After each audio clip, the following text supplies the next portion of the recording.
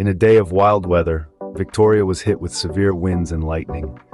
This extreme storm caused 2 transmission lines near Geelong to collapse. This, in turn, led to several generators disconnecting from the grid and cutting power to parts of the network.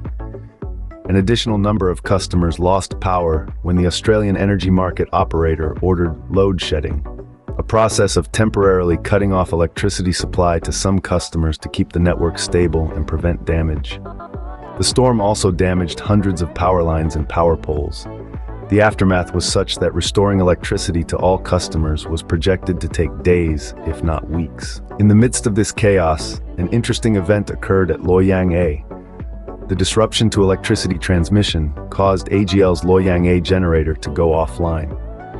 This was an automatic response known as a fault ride-through mechanism. It's similar to a fuse blowing if you have a short circuit at home. In this case, Loy Yang A was the first generator to disconnect.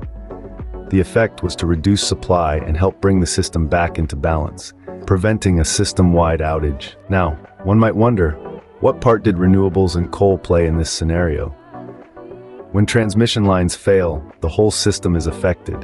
This includes all types of generators: wind, solar, gas, hydro, and coal. The power outages on that Tuesday were unrelated to the proportion of renewables and fossil fuels in the energy mix. However, battery storage may have helped steady the grid. With their ultra-rapid responses to these kinds of disruptions, they can add or subtract power from the grid within milliseconds to keep the grid stable. In conclusion, while the blackout was one of the largest outage events in the state's history, it demonstrated the resilience of the system. Despite the extreme winds and resulting damage, a complete system blackout was avoided. This event reminds us that as climate change worsens, we have much work ahead to ensure our electricity grids can cope with severe weather events.